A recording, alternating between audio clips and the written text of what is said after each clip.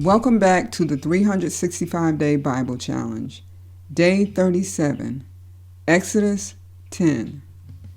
Then the Lord said to Moses, "Go to Pharaoh, for I have hardened his heart and the hearts of his officials, so that I may perform these signs of mine among them, that you may tell your children and grandchildren how I dealt harshly with the Egyptians and how I performed my signs among them, and that you may know that I am the Lord." So Moses and Aaron went to Pharaoh and said to him, "This is what the Lord, the God of the Hebrews, says. How long will you refuse to humble yourself before me? Let my people go, so that they may worship me. If you refuse to let them go, I will bring locusts into your country tomorrow. They will cover the face of the ground so that it cannot be seen. They will devour what little you have left after the hail, including every tree that is growing in your fields. They will fill your houses and those of all your officials and all the Egyptians, something neither your parents nor your ancestors have ever seen from the day they settled in this land till now." Then Moses turned and left Pharaoh. Pharaoh's officials said to him, "How long will this man be a snare to us? Let the people go, so that they may worship the Lord their God. Do you not realize that Egypt is ruined?" Then Moses and Aaron were brought back to Pharaoh. "Go worship the Lord your God," he said, "but tell me who will be going." Moses answered, "We will go with our young and our old, with our sons and our daughters, and with our flocks and herds, because we are to celebrate a festival to the Lord." Pharaoh said, "The Lord be with you, if I let you go, along with your women and children. Clearly you are bent on evil. No, have only the men go and worship the Lord, since that's what you have been asking for." Then Moses and Aaron were driven out of Pharaoh's presence. And the Lord said to Moses, "Stretch out your hand over Egypt, so that locusts swarm over the land and devour everything growing in the fields, everything left by the hail." So Moses stretched out his staff over Egypt, and the Lord made an east wind blow across the land all that day and all that night.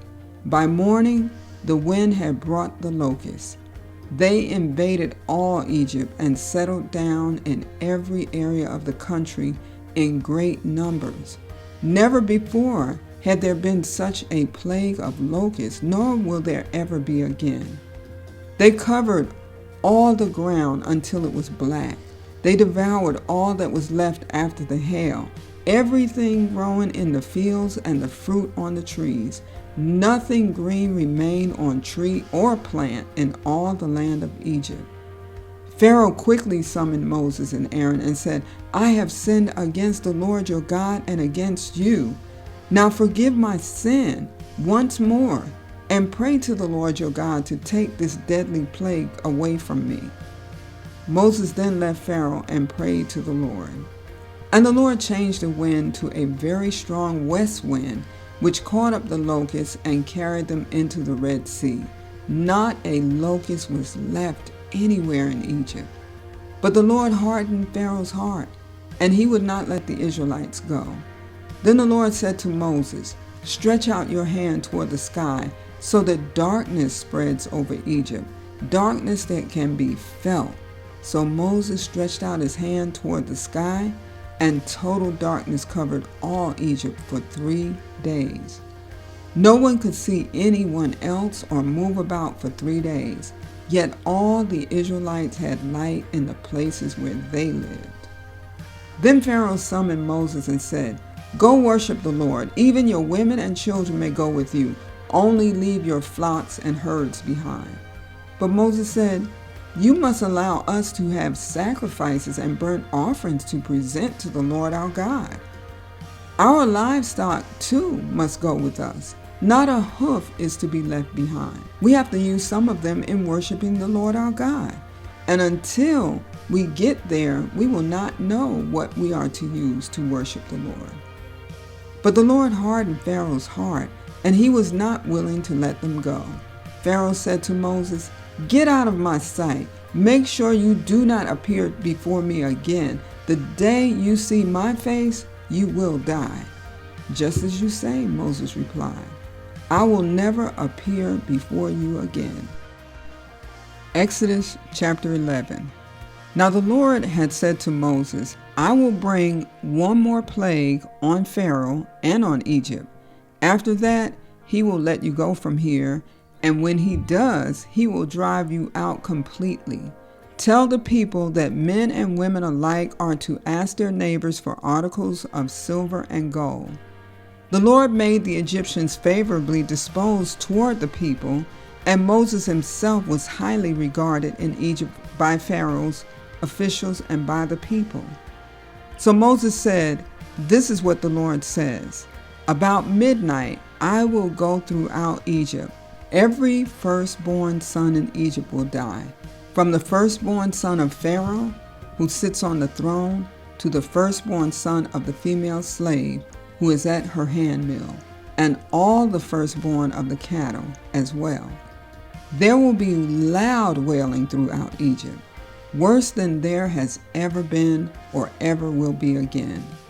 But among the Israelites, not a dog will bark at any person or animal. Then you will know that the Lord makes a distinction between Egypt and Israel. All these officials of yours will come to me, bowing down before me and saying, 'Go, you and all the people who follow you.' After that, I will leave." Then Moses, hot with anger, left Pharaoh. The Lord had said to Moses, "Pharaoh will refuse to listen to you, so that my wonders may be multiplied in Egypt." Moses and Aaron performed all these wonders before Pharaoh, but the Lord hardened Pharaoh's heart, and he would not let the Israelites go out of his country. Exodus chapter 12. The Lord said to Moses and Aaron in Egypt, "This month is to be for you the first month of your year. Tell the whole community of Israel that on the 10th day of this month, each man is to take a lamb for his family, one for each household.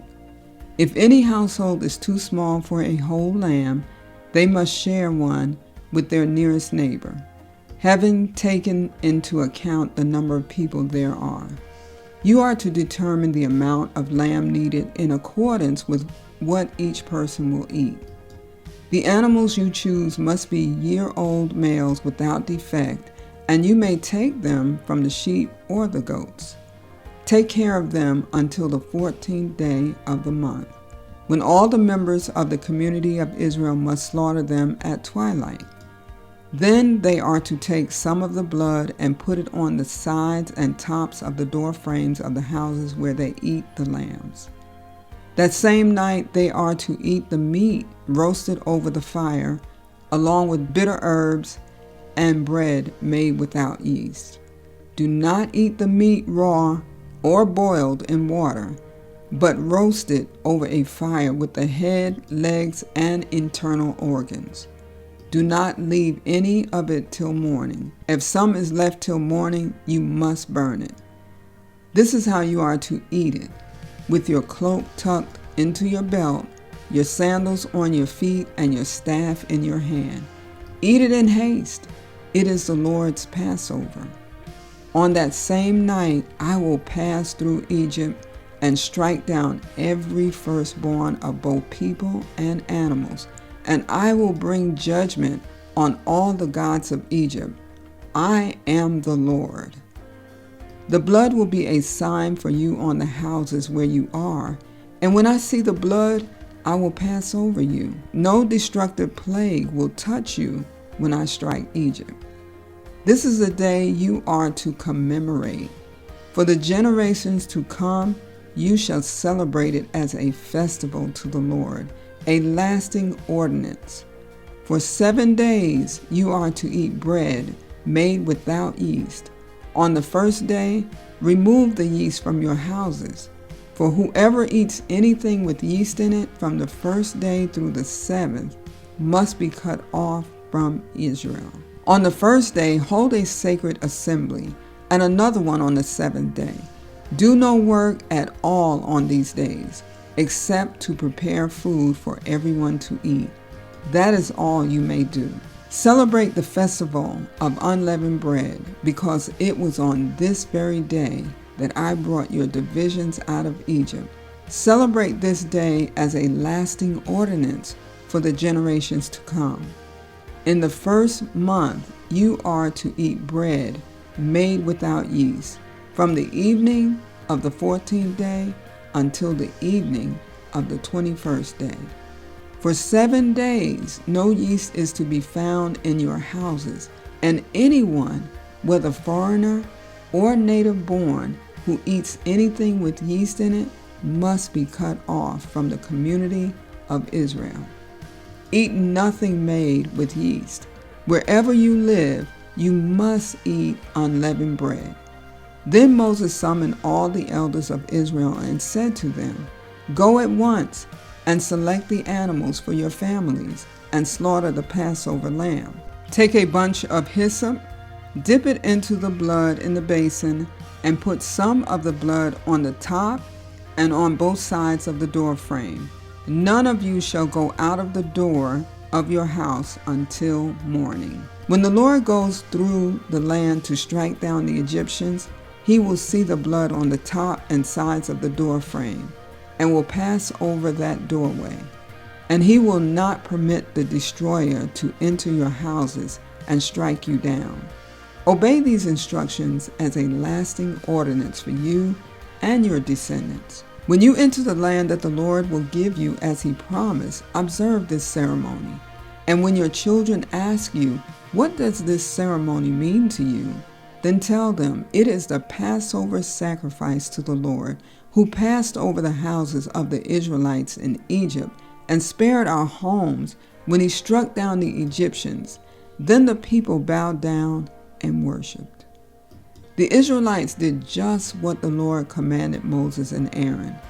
At midnight, the Lord struck down all the firstborn in Egypt, from the firstborn of Pharaoh, who sat on the throne, to the firstborn of the prisoner who was in the dungeon, and the firstborn of all the livestock as well. Pharaoh and all his officials and all the Egyptians got up during the night, and there was loud wailing in Egypt, for there was not a house without someone dead. During the night, Pharaoh summoned Moses and Aaron and said, Up, lead my people, you and the Israelites. Go worship the Lord as you have requested. Take your flocks and herds as you have said, and go, and also bless me. The Egyptians urged the people to hurry and leave the country, for otherwise, they said, we will all die. So the people took their dough before the yeast was added and carried it on their shoulders in kneading troughs wrapped in clothing. The Israelites did as Moses instructed and asked the Egyptians for articles of silver and gold and for clothing. The Lord had made the Egyptians favorably disposed toward the people, and they gave them what they asked for, so they plundered the Egyptians. The Israelites journeyed from Ramses to Succoth. There were about 600,000 men on foot, besides women and children. Many other people went up with them, and also large droves of livestock, both flocks and herds. With the dough the Israelites had brought from Egypt, they baked loaves of unleavened bread. The dough was without yeast because they had been driven out of Egypt and did not have time to prepare food for themselves. Now the length of time the Israelite people lived in Egypt was 430 years. At the end of the 430 years, to the very day, all the Lord's divisions left Egypt. Because the Lord kept vigil that night to bring them out of Egypt, on this night all the Israelites are to keep vigil to honor the Lord for the generations to come. The Lord said to Moses and Aaron, These are the regulations for the Passover meal. No foreigner may eat it. Any slave you have bought may eat it after you have circumcised him, but a temporary resident or a hired worker may not eat it. It must be eaten inside the house. Take none of the meat outside the house. Do not break any of the bones. The whole community of Israel must celebrate it. A foreigner residing among you who wants to celebrate the Lord's Passover must have all the males in his household circumcised. Then he may take part like one born in the land. No uncircumcised male may eat it. The same law applies both to the native-born and to the foreigner residing among you. All the Israelites did just what the Lord had commanded Moses and Aaron. And on that very day, the Lord brought the Israelites out of Egypt by their divisions. Exodus chapter 13. The Lord said to Moses, "Consecrate to me every firstborn male. The first offspring of every womb among the Israelites belongs to me, whether human or animal." Then Moses said to the people, "Commemorate this day, the day you came out of Egypt, out of the land of slavery, because the Lord brought you out of it with a mighty hand. Eat nothing containing yeast. Today in the month of Aviv, you are leaving. When the Lord brings you into the land of the Canaanites, Hittites, Amorites, Hivites, and Jebusites, the land he swore to your ancestors to give you, a land flowing with milk and honey, you are to observe this ceremony in this month. For 7 days eat bread made without yeast, and on the 7th day hold a festival to the Lord. Eat unleavened bread during those 7 days. Nothing with yeast in it is to be seen among you, nor shall any yeast be seen anywhere within your borders. On that day, tell your son, I do this because of what the Lord did for me when I came out of Egypt. This observance will be for you like a sign on your hand and a reminder on your forehead that this law of the Lord is to be on your lips. For the Lord brought you out of Egypt with his mighty hand. You must keep this ordinance at the appointed time year after year.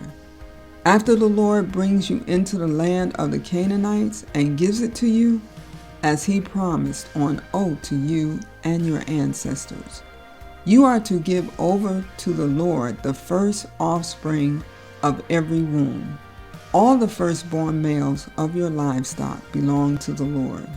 Redeem with a lamb every firstborn donkey, but if you do not redeem it, break its neck. Redeem every firstborn among your sons.